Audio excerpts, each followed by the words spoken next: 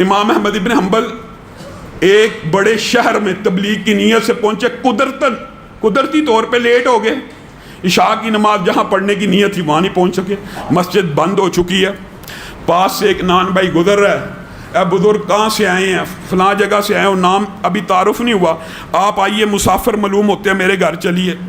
امام احمد ابن حنبل کہتے ہیں میں اس نان بھائی کلچا لگانے والا، ایک کلچا لگانے والا، جن لوگوں کو ہم کچھ سمجھتے نہیں وہ اللہ کی بارگاہ میں کیسے کیسے مقبول ہو جاتے ہیں، یہاں سے دیکھ لیجئے۔ امام احمد ابن حنبل کہتے ہیں میں نے جتنی دیر رات کو اس کے پاس رہا میں نے نوٹ کیا یہ منہ میں کچھ بولتا ہے، منہ میں کچھ پڑھتا ہے۔ میں کہا کیا پڑھتے ہو؟ کہتا ہے میں جب بھی فارغ ہوتا ہوں نا میں استغفر اللہ پڑھتا ہوں، استغفر اللہ استغفر اللہ استغفر اللہ۔ کیوں پڑھتے ہو؟ میں استغفر اللہ پڑھ کے جب بھی دعا کرتا ہوں نا میری دعا اللہ سن لیتا ہے، میری ایک دعا ایسی نہیں جو اللہ نے نہیں سنی ہوئی۔ ہاں 20 برس گزر گئے ہیں، ایک دعا کرتا ہوں لیکن مجھے یقین ہے میرا رب میری وہ دعا بھی پوری کرے گا۔ میرے پاس پیسہ نہیں ہے اس ملک میں جانے کا، اس قصبے میں جانے کا، میں اللہ سے دعا کرتا ہوں موت سے پہلے امام احمد ابن حنبل کی زیارت کروا دے۔ امام احمد ابن حنبل رونا شروع ہو گئے، کہا اللہ نے، میں ہی امام احمد ابن حنبل ہوں، میرے کان سے پکڑ کر مجھے تیرے گھر میں پہنچا دی ہے۔ بتائیے انسان اللہ سے مانگ رہا ہے، جب اللہ سے مانگ رہا ہے تو کیا اس کو یہ وہم ہونا چاہیے اللہ نہیں سنے گا؟ یہ وہم دل سے نکالنا ہے، خلوص نیت سے۔ پھر دعا کی قبولیت کے اندر ایک جو سب سے بڑا فیکٹر ہے وہ یہ بھی ہے کہ انسان جتنا سچ بولنے والا ہوگا اتنی جلدی دعا قبول ہوگی، انسان کا رزق جتنا پکیزہ ہوگا اتنی جلدی دعا قبول ہوگی۔ اس کی دلیل کیا ہے؟ یہ بھی حدیث سے ثابت ہے۔ نبی کریم صلی اللہ علیہ وسلم نے کہا ایک بندہ خانہ کعبہ کے اندر ہے، مسافر ہے، مسافر کی دعا قبول ہوتی ہے۔ جن لوگوں کی دعائیں قبول ہوتی ہیں نا، یہ بھی بات یاد رکھیں، موضوع اصل میں طویل، اپنی بات کو مختصر کرتا ہوں انشاءاللہ، اس کے بعد تراویح پڑھتے ہیں۔ جن لوگوں کی دعا قبول ہوتی ہے ان میں مسافر شامل ہے، ان میں مظلوم شامل ہے، ان میں اللہ کے فضل و کرم سے ہم روزے دار شامل ہیں۔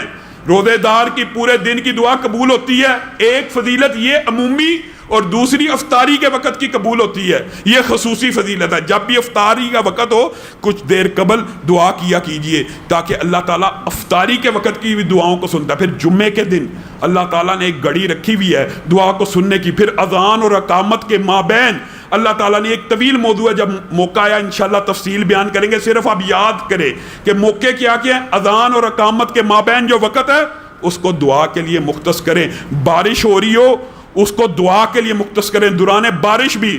اور پھر نبی کریم نے کہا کوئی والد جب اپنے بیٹے کے لیے یا بیٹی کے لیے دعا کرتا ہے اللہ تعالیٰ اور اس کے مابین کوئی حجاب نہیں ہوتا، والدین کی دعا لگتی ہے، اسی لیے نبی کریم نے یہ بھی منع کر دیا کہ اپنے بچوں کو بددعا نہ دیا کرو۔ عام بندے کے منہ سے نکل جاتا ہے دفع ہو جاؤ، لعنت ہے تجھ پہ، اس طرح کے الفاظ جب منہ سے نکلتے ہیں نبی کریم نے کہا کئی مرتبہ قبولیت کا وقت ہوتا ہے اور اللہ تعالیٰ قبول کر لیتا ہے، منہ سے ایسے الفاظ بھی والدین نے نہیں نکالنے۔ تو میں کہہ رہا تھا وہ حدیث کیا ہے؟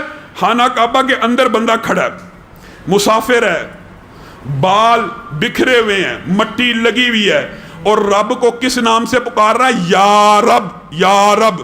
یہ ایک ایسا نام ہے جس سے پکارنے والا اگر کافر بھی ہو نا، کافر بھی، تو اللہ تعالیٰ اس کی بھی سن لیتا ہے۔ اور یہ بات میں اپنی طرف سے نہیں کہہ رہا، قرآن پاک کے متعدد دلائل اس بات کے اوپر ہیں، حتیٰ کہ ابلیس اعظم جس نے قیامت تک پوری دنیا کو گمراہ کرنا تھا، جب اللہ تعالیٰ نے اسے نکالا اس نے رب کو اس نام سے پکارا تھا اور کہا تھا اللہ قیامت تک کی مہلت دے دے۔ وہ جو کائنات کا سب سے بڑا ظالم تھا اس نے اگر رب کو پکارا، رب نے اس کو قیامت تک کی مہلت دے دی۔ تو اور میں اللہ کے بندے ہو کے اگر رب کو پکاریں گے تو اللہ تعالیٰ ہمیں نہیں عنایت کرے گا؟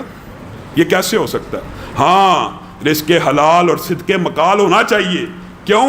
نبی کریم نے کہا یہ بندہ یا رب کہہ کے دعا کر رہا ہے لیکن اس کا کھانا حرام کا، اس کا پہننا حرام کا، پھر کیسے ہو سکتا ہے کہ حرام کا کھانا کھایا ہو، حرام پہ جسم پلا ہو، حرام کے کپڑے پہنے ہو اور اللہ کو رب کہہ رہا ہو تو اللہ تعالیٰ اس کی دعا کو سن لے گا؟ نہیں سنے گا۔ اللہ رب العزت ہمیں اپنی بارگاہ میں بے شمار دعائیں کرنے کی توفیق عنایت فرمائے۔